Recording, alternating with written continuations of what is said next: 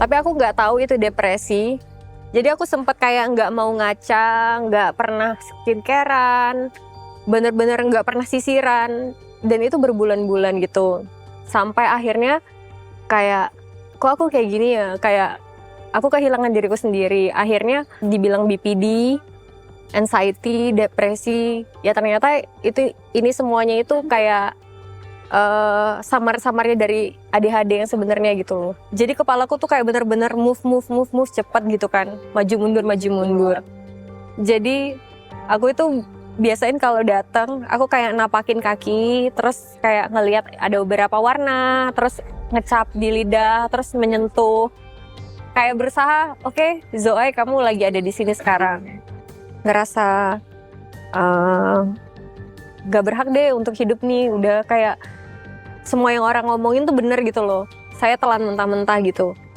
Terus setelah ke psikiater, saya tuh dapat kayak PR, kayak setiap pagi tuh harus kayak peluk diri sendiri sambil ngaca, terus bilang, Zoe kamu itu berharga.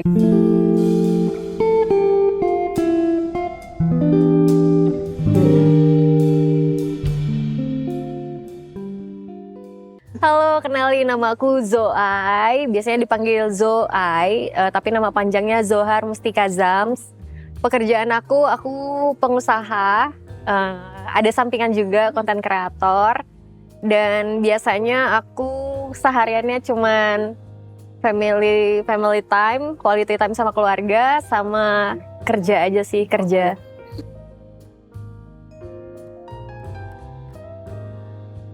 Keluarga aku kan emang pengusaha dari dulu. Jadi waktu aku kecil aku udah dihadiahin kayak CV dan PT, jadi aku tinggal ngejalanin aja.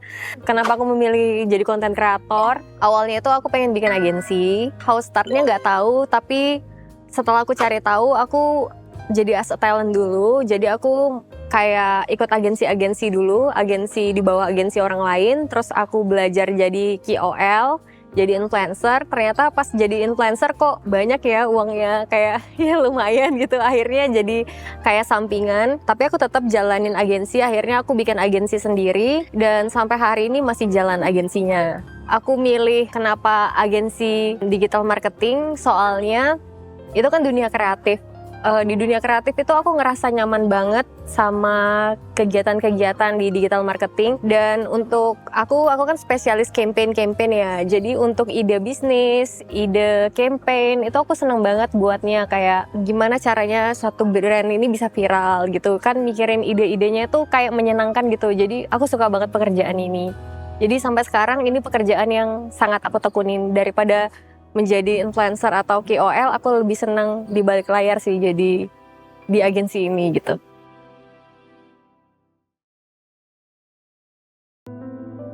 Jadi aku mau cerita tentang masa sekolah aku. Jadi waktu SD aku itu pindah sekolah 3 kali.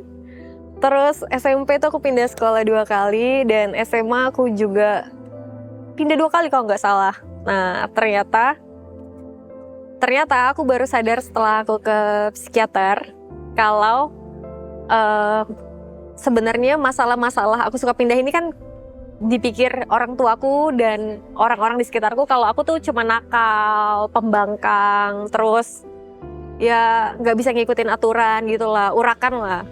Ternyata orang dengan ADHD itu udah kelihatan dari di masa dia kecil. Jadi orang dengan ADHD itu pasti bermasalah dengan sekolah. Jadi kebanyakan orang dengan ADHD itu pasti bermasalah dengan sekolah mereka. Contoh aja kayak Thomas Alva Edison, Albert Einstein. Mereka kan semuanya bermasalah dan dikeluarin dari sekolah. Bukan karena mereka itu bodoh, tapi karena mereka itu tidak bisa mengikuti rules yang straight di sekolah. Itu membuat orang dengan ADHD itu sangat bosan di sekolah.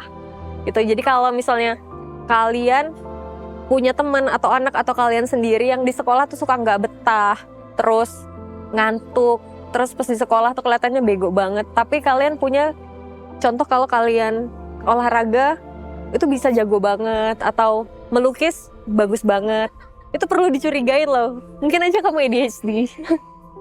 Jadi waktu tahun 2018 itu awal mula aku kayak ada gejala depresi, tapi aku nggak tahu itu depresi. Jadi aku sempet kayak nggak mau ngaca, nggak pernah skincarean, bener-bener nggak pernah sisiran, dan itu berbulan-bulan gitu. Sampai akhirnya kayak, kok aku kayak gini ya, kayak aku kehilangan diriku sendiri. Akhirnya aku tuh gimana sih caranya aku supaya bisa nge-push aku supaya jadi lebih baik lagi. Akhirnya aku memilih mau jadi KOL influencer itu. Selain aku mau bikin agensi tadi, menjadi influencer ini nge-push aku untuk aku dandan, terus berkaca, ngomong di depan kamera. Jadi awalnya aku melawan depresi aku itu adalah dengan aku ngambil keputusan untuk jadi influencer, jadi KOL gitu. Jadi content creator. Tahun 2021, waktu itu diagnose aku masih anxiety disorder sama depresi. Di tahun 2021 itu aku ngerasa kalau aku itu minum obat yang ini, obat-obat dari psikiater ini, aku tidak kunjung membaik gitu loh. Akhirnya aku kayak lihat-lihat di internet ada yang namanya ADHD. Terus aku minta ke dokternya untuk apakah aku ADHD atau enggak. Jadi aku dapat kuesioner gitu untuk ngisi dari psikiater, dan akhirnya diagnose aku tuh berubah jadi ADHD. Karena sebelumnya itu sempat berubah-berubah. Jadi aku tuh sempat dibilang BPD, anxiety, depresi. Ya ternyata ini semuanya itu kayak samar-samarnya dari ADHD yang sebenarnya gitu loh. Jadi kayak misdiagnose gitu. Jadi awalnya aku itu batuknya tuh sampai 3 bulan gak sembuh. Jadi udah ronsen, cek, dahak, apa semuanya baik-baik aja. Aku kayak keluarga aku bilang kamu pura-pura sakit ya atau kayak gimana. Habis itu aku sakit kepala tuh. Aku sakit kepala itu sampai 3 bulan, itu sampai akhirnya di move ke dokter saraf. Dari dokter saraf dia bilang kalau sampai bulan depan obat yang saya kasih itu tidak menyembuhkan sakit kepala saya harus ke psikiater. Nah ternyata bulan depannya itu saya tetap tidak sembuh. Jadi saya dirujuk ke psikiater. Nah dari situ baru ketahuan kalau saya itu ada anxiety sama depresi. Juga awalnya sih agak shock karena kok sakit kepala harus ke psikiater, kayak awalnya kayak bingung juga sih kenapa. Dan ada kayak pertanyaan sama diri sendiri kayak aku kenapa sih sampai harus ke psikiater, aku cuma sakit kepala gitu. Kayak awalnya agak denial. Ya udah sejak COVID, dari awal COVID itu aku udah mulai rutin ke psikiater. Singkat cerita, orang yang paling dekat sama aku, orang yang bikin aku depresi gitu. Jadi orang ini yang harusnya jadi orang yang melindungi, orang yang pokoknya orang nomor 1 deh di hidupku.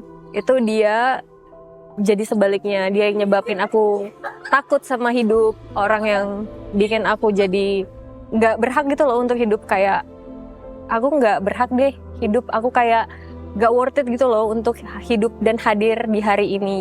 Orang ADHD itu terkenal jenius, tapi kalau mereka itu tidak tahu mereka ADHD dan tidak tahu cara mengkontrolnya, tidak diterapi, mereka itu akan yaitu seperti kayak banyak musisi kayak Kurt Cobain gitu, Van Gogh juga, beberapa artis yang mencoba bunuh diri karena mereka memiliki ADHD. Karena ADHD itu banyak hal yang menurut orang normal itu normal, tapi di ADHD itu susah banget untuk menjadi normal. Jadi banyak bumerang ketika menjadi ADHD itu kayak kok aku nih nggak normal sih, kok aku nih nggak sama sih sama orang lain. Padahal itu tuh mudah gitu bagi orang lain, tapi bagi orang ADHD itu susah banget. Jadi banyak sih kayak orang-orang yang kayak udah deh gue nyerah untuk hidup gitu.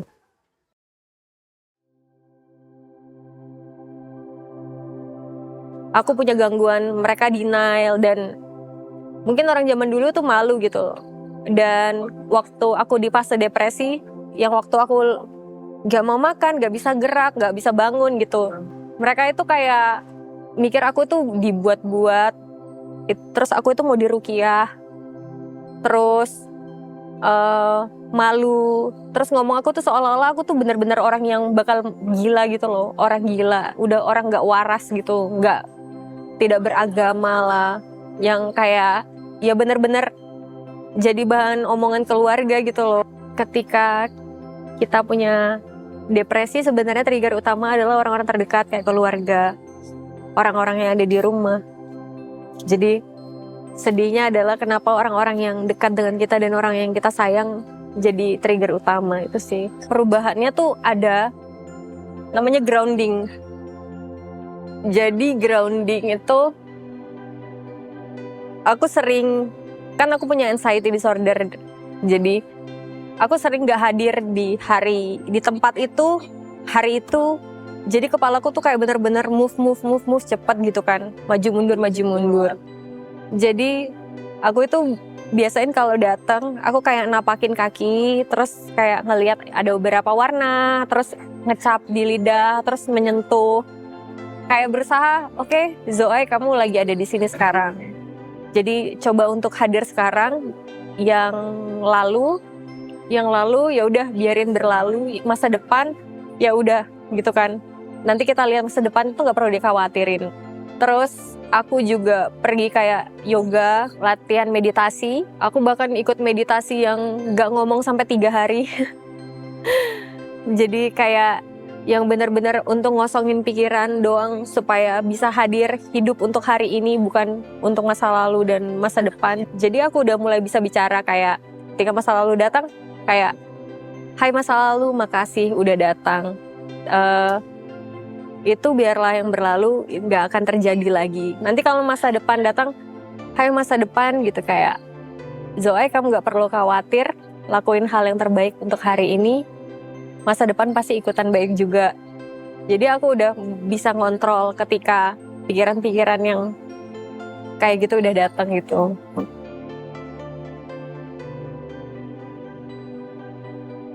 Perubahannya tuh ada, awalnya saya datang itu saya bener-bener yang kayak ngerasa gak berhak deh untuk hidup nih. Udah kayak semua yang orang ngomongin tuh bener gitu loh. Saya telan mentah-mentah gitu. Terus setelah ke psikiater, saya tuh dapat kayak PR, kayak setiap pagi tuh harus kayak peluk diri sendiri sambil ngaca, terus bilang, Zoe kamu itu berharga gitu. Terus kayak kamu berhak dicintai, kamu berhak bahagia, seperti itu.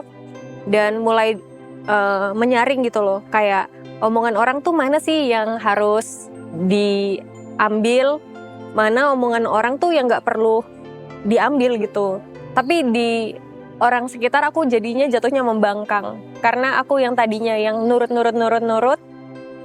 jadinya kayak kok Zoe ini jadi pembangkang sih. Misalnya dikasih tahu kamu tuh gini gitu, terus kayak bodo amat gitu. Tapi ketika saya udah sering ke profesional, ketika saya lagi nggak baik-baik aja dan saya disodorin gitu makan kok kamu nggak makan sih, kayak seperti tadi kalimatnya kayak kamu tuh nggak bersyukur banget udah dibeliin gini. Tapi saya sadar gitu loh, kayak aku lagi nggak baik-baik aja, it's okay aku nggak makan sekarang, tapi nanti sejam lagi kita makan ya Ai gitu. Kayak aku ngobrol sama diriku sendiri, kayak omongan mereka ya udah biarin aja. Lakuin yang aku mau aja dulu, selama aku nyaman ya udah lakuin itu aja. Jadi kayak aku mulai memfilter omongan-omongan orang sih.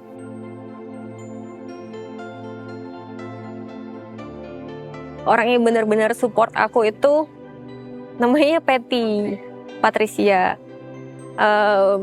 Dia itu lebih lama daripada aku ke psikiater.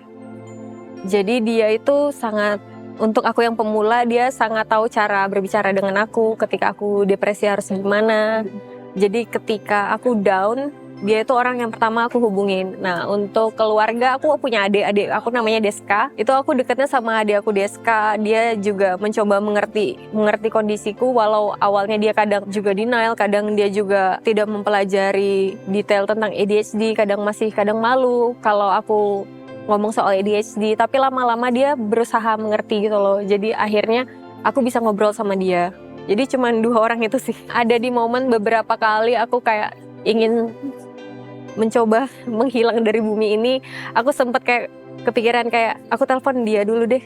Kayak aku masih layak gak sih untuk hidup? Ada gak sih orang yang sayang sama aku? Ada gak sih orang yang masih kepengen aku hidup?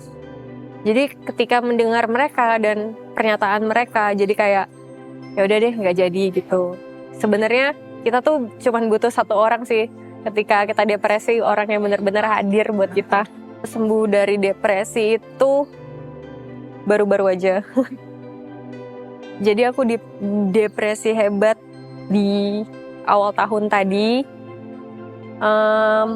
Aku nggak makan, nggak bangun dari kasur itu selama 3 hari. 3 hari berturut-turut itu aku benar-benar cuma nangis, terus tidur, nangis, tidur, kayak gitu terus. Sampai besoknya aku kerja. Dan kerja itu benar-benar yang kayak jadi orang yang linglung, aneh. Terus kayak gampang ngeblank gitu kan. Pas itu aku ngerasa, kok aku nggak baik-baik aja ya. Aku kayak ngerusak karirku gitu loh. Semua pekerjaanku tuh benar-benar berantakan. Akhirnya ketika aku ke psikolog, aku harus dapat perawatan selama 3 bulan. Selama 3 bulan itu aku harus setiap seminggu sekali harus ke psikolog.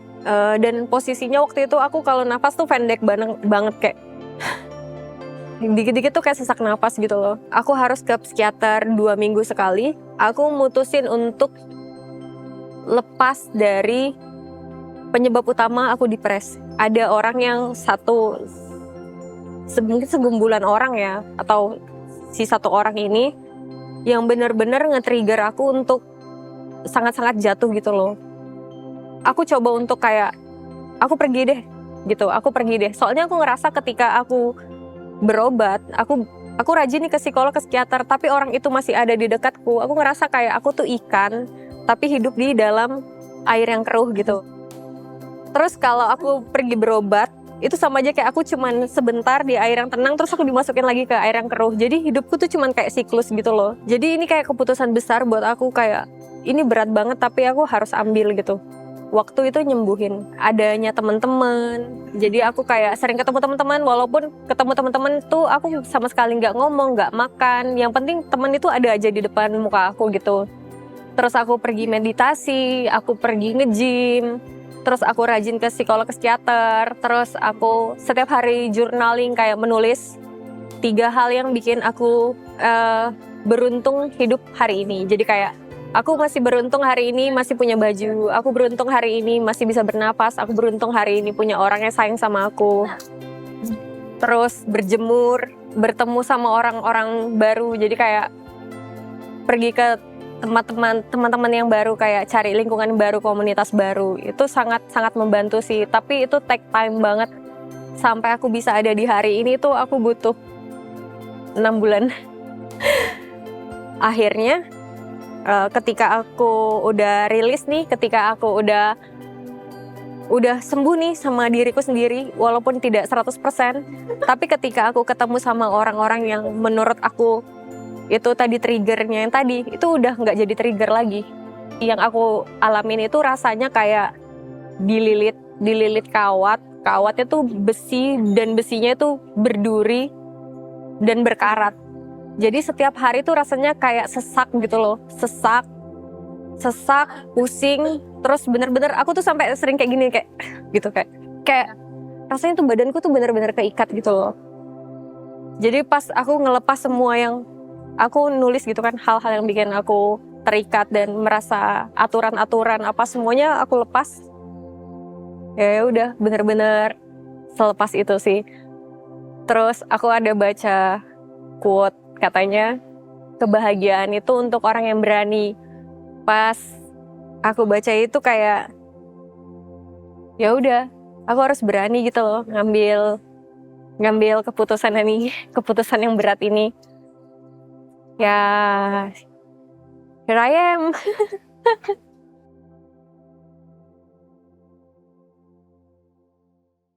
Aku sering banget bilang ke psikolog aku kayak aku pengen mati aja gitu kan. Aku nggak bisa kemana-mana nih, kayak ini mentok nih, nggak ada jalan keluar gitu. Terus dia bilang kayak gini, sebenarnya kamu itu nggak kepengen mati, kamu cuma pengen keluar aja dari masalah ini. Kayak kamu pengen masalah ini tuh nggak ada. Aku nggak mau mati, aku cuma pengen keluar dari masalah ini. Dan masih banyak orang yang sayang sama aku, dan bukan cuma mereka yang sayang sama aku. semua orang tuh harus aware sama depresi, sama masalah mental, karena banyak orang yang bener-bener, contoh kecil aja ya, ketika kita depresi, kita itu kan ngalamin berat badan yang melonjak, entah itu 15 kilo lebih tinggi atau 15 kilo lebih turun gitu jadinya. Banyak kayak aku ngelihat tiba-tiba ketika di usiaku ini banyak kayak teman-temanku yang jadi gendut banget, terus tiba-tiba ada yang jadi kurus-kurus banget gitu. Terus mereka nggak sadar kayak apakah kelonjakan berat badan ini karena apa gitu, karena depresi atau enggak, atau menormalisasikan kayak aduh aku sedih, aku sering nangis, aku suka marah-marah, aku mukulin anakku gitu. Kayak menjadi ibu-ibu biasa kayak gini, padahal kan itu tanda-tanda depresi gitu loh. Banyak orang yang tinggal di dalam satu rumah tapi sebenarnya mereka dalam satu rumah itu saling ngerasa kesepian, even mereka ada di dalam rumah. Jadi kayak kalau mereka aware sama tentang mental health, pasti mereka ada untuk satu sama lain dan saling mengerti, dan kita nggak akan kesepian. Hidup lebih bahagia sih kalau kita lebih aware sama mental health. Dan untuk ADHD ini case-nya cukup berat ya. Kebanyakan ADHD itu dicap sebagai anak nakal, anak yang gagal. Sebenarnya anak ADHD itu anak-anak yang jenius. Tinggal kitanya aja sebagai kita atau mungkin orang tua yang ngarahin kita yang ADHD atau anak yang ADHD untuk ke arah yang lebih benar. Karena dunia ini sebenarnya banyak perubahan karena orang-orang dengan ADHD gitu. Ya kayak lampu aja dari mana gitu loh, listrik dari mana. Kayak itu semuanya karya-karya orang-orang yang memiliki ADHD gitu. Jadi tolong jangan mengecilkan mereka, tolong jangan merendahkan mereka, jangan anggap mereka itu cacat. Tapi kayak ya anggap mereka itu sebuah masa depan gitu.